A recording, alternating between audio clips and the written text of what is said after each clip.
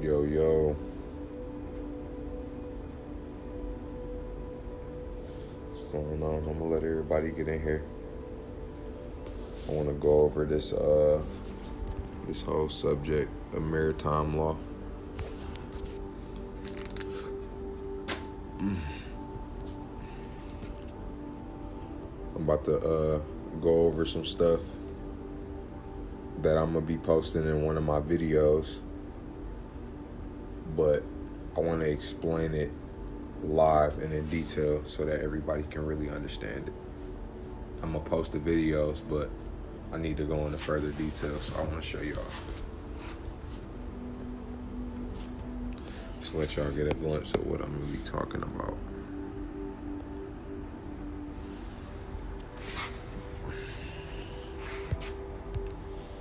How do I flip this camera? Okay, there we go. This is a little bit of what I'm gonna be talking about. Alright.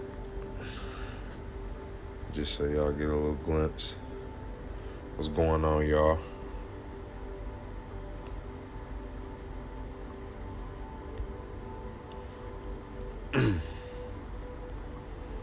Yeah, y'all come on, get in here.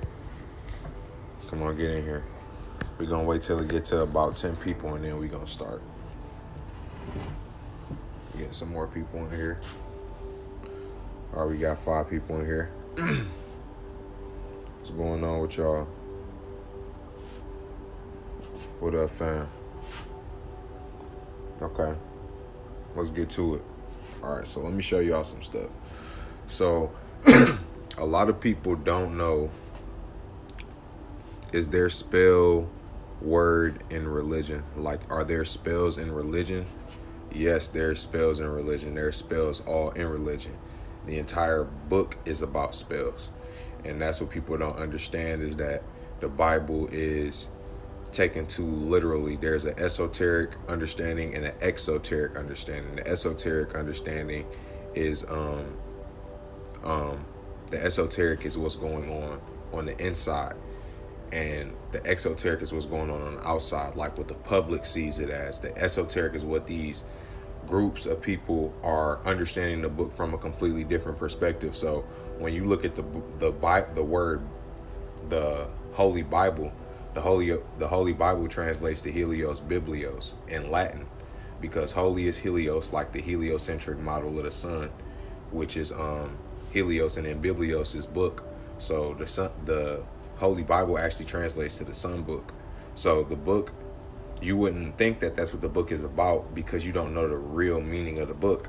So the sun book, hence Jesus is the son of God, right? So the book comes from is about the ancient Kemet, Ra, and the Egyptians, because they believed they were the sun gods, and they knew the sun was the center of life because it brought out life to everybody. So when Jesus is the son of God, that is allegorical for something that was taught a long time ago. And hence why Jesus has 12 disciples, because Jesus is the sun, and there's 12 zodiacs or constellations that travel around the sun. And what did the disciples do? They follow Jesus around, so they follow the sun. So it's all type of allegorical stories in there. That's why Jesus represents the fish, and you see people with fish on the back of their cars that say Jesus, and it because Jesus represents the Pisces fish, which is the age of confusion. Right, so during that time, that was the age of confusion. We just leaving out of the age of confusion, entering the age of Aquarius, which is the age of information. So we entering a new era or epoch or age, which is like every 2,600 years. Every 2,600 years, we get closer to the sun. The sun unlocks your DNA, and it gives you, it unlocks different parts of you, and it gives you information on how to be a human being and how to interact with your DNA. This is why plants get energy from the sunlight, and they use that sunlight to make energy and put out food and create food. That's why you need sunlight and water. So it's so many spells in the Bible, and that goes on and on. But I'm about to show y'all this, what with this Maritime and Admiralty law. So Maritime and Admiralty law is basically the law of the sea. So just like how you got criminal law, which is a group of laws that have to do with just criminal activity and and judges and stuff like that, you have something called admiralty law or maritime law, which is something that has to do with the law of the water. So back then they didn't used to have planes, they didn't used to have cars and airplanes or trains and stuff. So they had to travel all the products across the water or a ship. Okay, so there had to be different laws that were set on the water. So I'm about to show you all the process of what happens. So basically, when the ship reaches a destination, right? When the ship reaches a destination, it is called, once it stops, it's called it's being birthed. It's in the birthing process, right? They call ships what? Vessels. They call a ship vessel. A sailor calls a ship a what? A mothership, right? So they call the ship a mothership, and it carries cargo. Once the ship stops, it's called being birthed. This is the birthing process or the delivery process. Once it reaches the dock, all right, once it reaches the dock, there has to be a certificate of manifest presented. And the certificate of manifest has to do with the products and the details of what's on the products. And it has a registration number. And all this has to be done before the products are taken off the boat. So it's going to have a registration number, a country of origin, and it's going to have a serial, a manufacturer number, city of origin, country of origin, and a registration number. All right. So ships travel on waters, and when they get to this point, they're on a berth. They call it the birth canal. So they spell it birth, not like regular birth, but with an E. Okay. So this is the same process that you go through when a woman is having a baby, right? So the woman is coming out of the birth canal, right? Or the baby comes out of the birth canal when it's being birthed by the mother or mothership, right? What do they call a baby? When a woman's carrying a baby, they say it's precious cargo. I'm not making this up. They call it precious cargo. And what happens when a woman is about to go into labor? Her water breaks, right? And a ship travels on what? Water. Okay. Now, once the doctor delivers the baby, remember, this is the birthing process. When the cargo reaches the dock, or when the cargo or the baby reaches the doctor, and remember, or, you got dock right here, you got or, but if you take it phonetically and change it to or, remember, this is a way that they hide words. This is called the art of anagram and the art of homophone, right? So you got oar, which is a paddle that people use for boats to help move the boat. So you got a doctor, right? And they deliver the baby. Once you're born, they present something to you called a certificate of live birth. Remember, you got the certificate of manifest. The certificate of live birth is different from your birth certificate. Your certificate of live birth is like basically a temporary birth certificate until they can really validate everything after the fact that you've been born, right? So after you're born, you get your birth certificate and everything, and basic says of you becoming a product into the United States. And what you don't understand is that the United States and United States of America are two different things. And one is a business and one is a country. And when you see one that just says United States, and you see one that says the United States, and the isn't capitalized and it's just lowercase, they are referencing multiple things. So the reason that I'm explaining this to you is because when you enter this world and your parents signed a birth certificate, you are becoming a fictitious entity into a business. And I'm explaining it to you because they're using the same process. They're using the same process that they do when they deliver products off of a ship. Hence why everything got the word ship at the end of it, like a citizenship. You get a citizenship once you get your birth certificate, and a citizen is a citizen of a ship, right?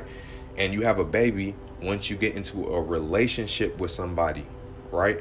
So you are a entity, you are a business. They look at you as a business, right? Because in actuality, that's why they're able to take your kids when that's why protective services is able to take your kids, because technically that's not your property. You have signed your kids as property to the government.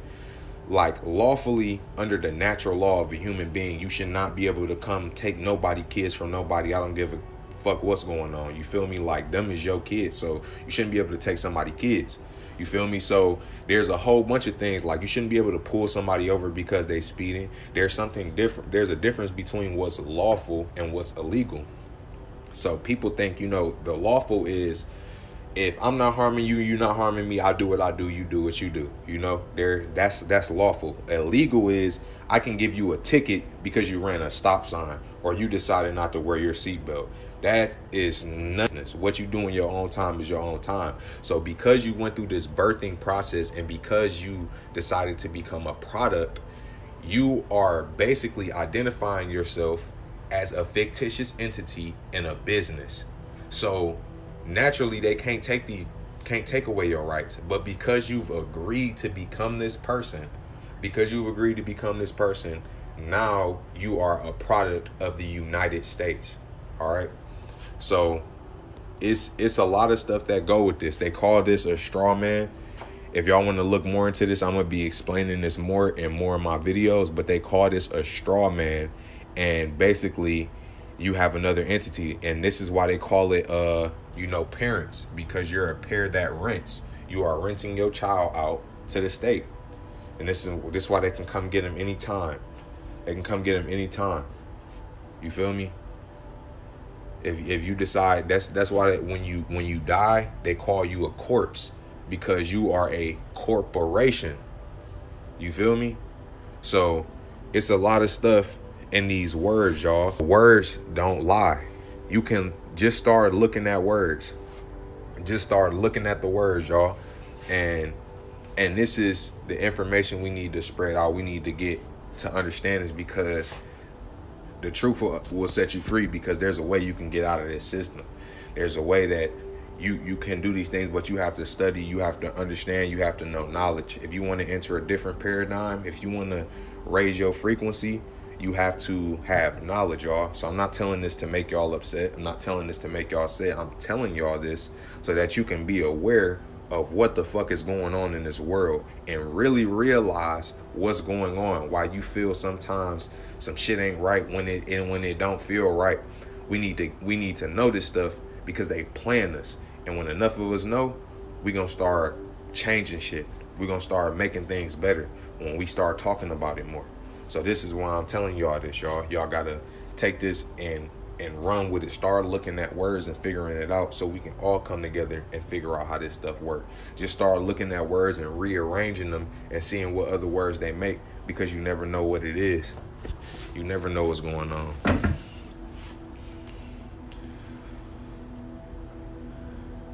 Thank you. I appreciate that.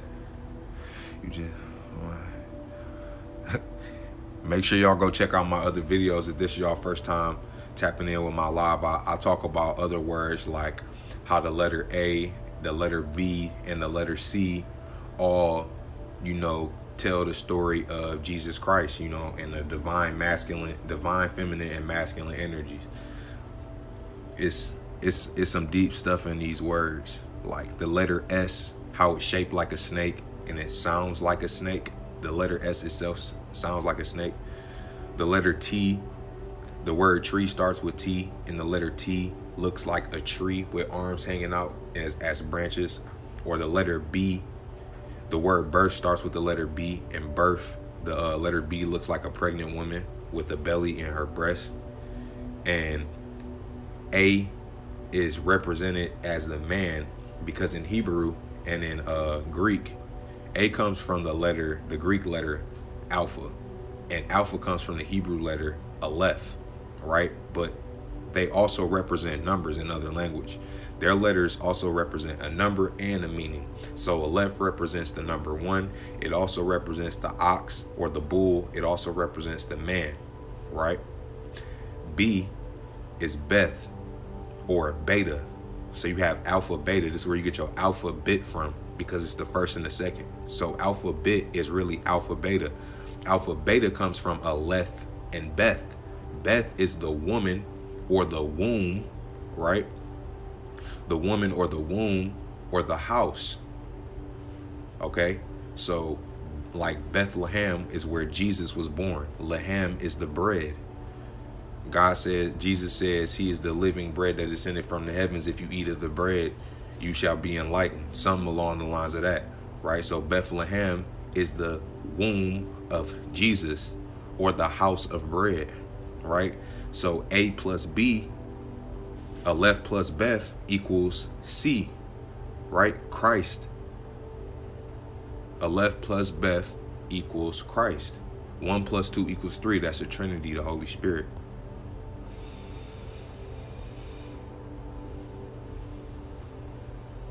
It's so much in these words. It's so much in the numbers. They all correlate. Everything go together. And it's a deeper story, and you can start understanding the true meanings behind words. You can understand the true meanings because they're explaining it to you for what it really is. You just gotta look at things from a deeper perspective at all times. This is called word spells. This is called etymology. You can start looking up the etymology of words, the root meanings of words, because it's another thing you gotta understand about our language. This is a German language. English is not no just random ass language that was made up. This language was built from another language that was built from another language that was built from another language, right? So what did this word mean in this language? Because these people know. They know what these words mean in these groups. They know what these words mean. This is how they talk to each other and they communicate with each other, because they know that certain letters carry certain characteristics and symbols. Your name even has certain characteristics and symbols that make you you. This is why when you hear certain people's names, it sparks a certain type of energy in you. Or when you hear somebody's name, you're like, I don't like that name. That sounds like a certain type of person or something like that. That energy is casted on that person. So your energy does carry a certain type of name. When somebody says, oh, I like that name, that makes you more like the person. You know what I'm saying? When you just hate somebody's name, it make you not like the person. You know what I'm saying? So it's a lot that go with names. And your names have to do with numbers. And numbers are everything. They don't lie. I'm not sure if it's possible to speak Latin. I'm pretty sure you definitely can speak Latin. I don't see how a language just can't be spoken anymore unless nobody just knows how to speak it. But they damn sure know how to speak all these languages. They just telling us certain shit because they don't want us looking into it. How can you just not know how to speak a language? My name is Double R. 2 R's.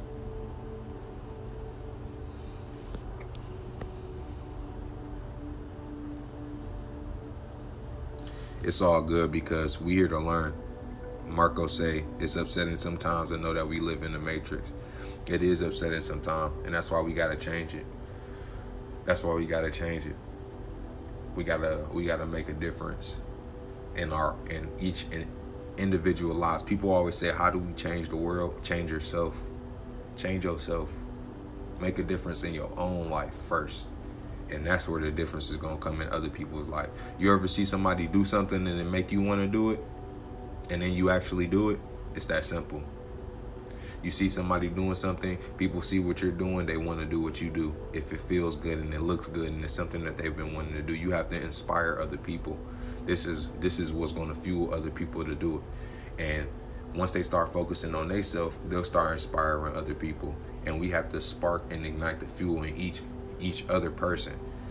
Don't start, we think, how do we save the world? No, just save yourself. Focus on yourself. Focus on not being around negative and toxic people all the time. Focus on developing and spending time on your craft and building yourself. Focus on becoming the best version of yourself to where you eating the healthiest that you can, so that you can tell other people how you did it, so that we can do it. You know what I'm saying? Work on your craft so hard, your computer science, that you come up with some new technology that advances the world, so that other people, that are maybe disabled cannot walk because of this invention that you made. and you inspire this dude to create this invention for these type of handicapped people, and then you inspire this dude to do the next thing and this woman to do the next thing, you know? That's how we gotta move. That's how we gotta move.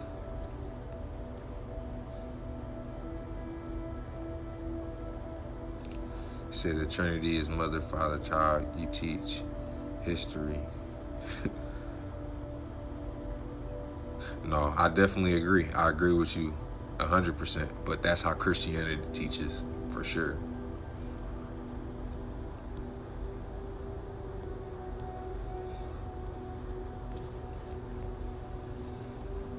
We communicate telepathically as humans. It's in our nature. We definitely communicate telepathically. People just like to deny it. But when people say the same thing at the same time, or somebody say something right before somebody else say it, we just act like that's just not speaking telepathically. We definitely speak telepathically all the time, and if we was more in tune with it, like how you're supposed to be. Like if you ever think of something and then somebody else think of it right after you, or say what you was just thinking, that's because you was picking up on what they was thinking. You was picking up on what they was thinking because they said it before you. So that means that they was thinking it first and they said it, and as they were getting ready to say it, you picked up on what they was about to say. And it happened so quick. I feel like if we were tuned and we were in the right vibratory frequency, you would pick it up a little bit sooner to where you would be able to process all that's going on. But it happened so quick, you damn near is just thinking it's a coincidence. But that's not the case.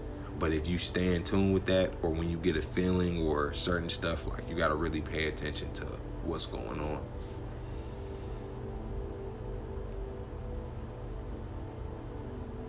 Yeah, no cap. But yeah, y'all, I just wanted to stop in and talk to y'all about this whole birthing process and this whole Admiralty law. I'm going to be posting some more videos tomorrow. I'm knocking some out today. So I'm going to be back with y'all, man. Make sure y'all go on my YouTube and subscribe with me. Check out my music. I'm on all platforms. My newest album is only on Spotify and YouTube right now. But follow me on Instagram and just tap in, man, and check out all my other content, y'all.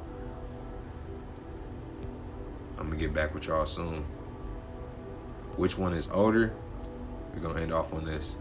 Which one is older, spirituality or Christianity? Spirituality is definitely older than Christianity. Spirituality teaches you to go within yourself. Christianity teaches you to look outside yourself. Spirituality teaches you that you can manifest everything from within. Christianity teaches you that you have to seek outside of yourself, that you have to praise other beings in order to gain what you have, when really God has given you all the tools that you need to succeed, and you don't have to praise any other entity. Even the Bible teaches you that God is within you and God dwells within the temple of man, right? So Christianity is a whole nother other thing, and religion is a whole nother other thing, and that's why there's so many different type of religions. It's cool to have a religion, you know. I feel like people need to make their own religions though, and go based off of their own stuff, because people are learning from a doctrine that has been taught through many different other languages. Like this language, the language that we speaking in is the language that we read the Bible in. Like it's, you speak to somebody in Spanish or in Arabic, they'll tell you that there's no word for this in our language, or we don't know how to say this. So how can you translate a Bible from multiple languages where there might not have been certain words in the transferring languages, you know? So you gotta look outside of the Bible too. Like you have to look into science, you have to look into chemistry, you have to look and understand and really understand why things work and how things work. It's not just about having a doctrine. It's about being able to validate things and factually prove things. Definitely. Spirituality has always been. For sure. For sure. You have to stay in line with your spiritual. And all the answers are within you. All the answers are within you. And you might ask, like, how?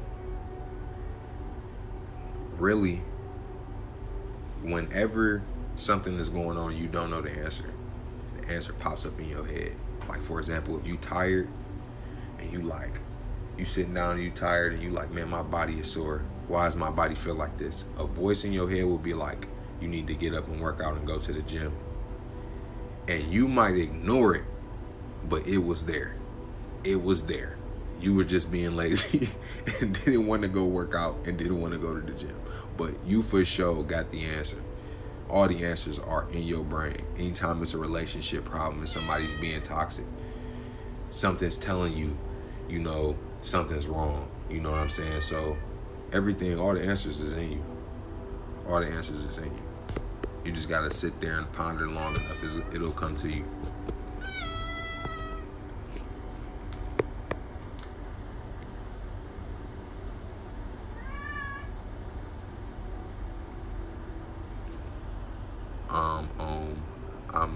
Amen. Yup. Yeah, that's facts. That is facts. What belief system should someone study to connect with their African roots? I don't think you should follow any belief system out right now, because religion teaches you, like, for example, and I'm gonna just give out a disclaimer. I don't disrespect anybody who has a religion. We taking this time to build and to open up our minds and to elevate on different thoughts, right? When it comes to the Bible, there's stories in it like the Noah's Ark, right? So the thing with Christianity versus real life is that anything in the Bible will okay it because it involves Jesus. But in real life, that scenario could never happen. For example, Noah's Ark.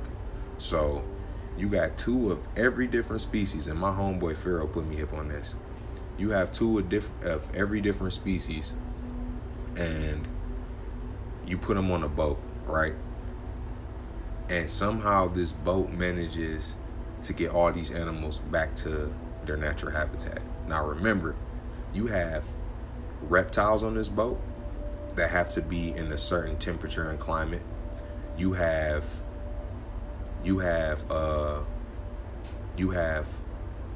insects on this boat that have to have certain type of food. You got fish on this boat that have to be in water. You have all type of animals on this boat, right? So how did you cohabitate all these animals on this boat? How did you get all these animals to survive on this one boat? You got to feed. Some of these animals can only eat fruits and vegetables. Some of these animals don't eat meat. And then you on this boat for 40 days and 40 nights, and there's no garden on this boat. There's no meat on this boat. Like, how are you storing? Are you refrigerating it? How are you feeding these animals? And then once you stop on the boat, all these animals just naturally go back to their habitat. The polar bears, like, where did y'all drop each animal off individually? So it's certain stuff that just don't make sense, and that you should understand that how it's allegorical and that it's not an actual story, and that this is just a reference to how you should go about a certain situation if a situation like this was ever to happen, and not that it necessarily happened. You know what I'm saying? Christians say that spirituality is demonic and life from Satan. Did they people really just use our lifestyle to make it demonic? I kind of get your question. Christians say that spirituality is demonic. Christians say spirituality is demonic because their scripture has taught them that anything that has to do with anything relating of spirituality, like anything that has to do with spirituality, is considered demonic in their culture. So they don't teach you to stray away from anything that's not in their Bible. So you are basically boxing in your mind to only think in one certain type of way, because they tell you not to question God, and if you question God, you're gonna go to hell. So when your brain starts to use logic and starts questioning things and using an analytical part of your brain to deduce problems, which is science, that part of your brain shut off because your scripture has taught you that if you question God or so much as even think about, this, it's a possibility you can go to hell for questioning all these types of things and wondering how God could be letting, how God could let black people go through slavery for so long, and why, all these types of things is going on in the world and God hasn't came back to save anybody, So that shit, it for one, it makes people think that somebody's coming back to save you. And that's the part of people's problem, is that for especially black people in the situation that we in, it makes black people think that there's somebody coming back to save us so that we don't have to do anything, and that God's just going to come back and descend from the heavens and pick his chosen people. That's not going to happen, y'all. You have to save yourself. We have to come together as a collective and change what's going on. Nobody's going to descend from the sky and change the situation that's going on in your life. That's not going to happen. That's not going to happen. You are the controller and the guide and the manifester of your reality. You create everything that's in your reality. The house that you living in right now, you manifested that reality. The car that you drive right now, you manifested that. You thought about it. It was created in your mind first, and then you said you got that car. You thought about a car, you got it. You manifested that in your reality, right? So, is God only responsible for the good things and not the bad things that go on in your life? Or are you responsible for everything that goes on in your life? Does God control everything? Because if God controls everything, then why would he create a devil? Why would he create all of this knowing it would happen? Why would he create all of this knowing that it would happen? Why would he create man, with negative intentions? If he's God, God created all this and didn't leave nobody no type of instructions on. Of course the Bible is instructions, but Adam and Eve did all of that. He knew that they were going to do that before he created them, because he created them. So why would he create beings to deceive them? That don't make no sense. That don't make any sense. How did Eve come from Adam's rib if Adam has a belly button? Adam is depicted with a belly button. And a belly button means what? That you had an umbilical cord. It means that you did what came from a woman. So,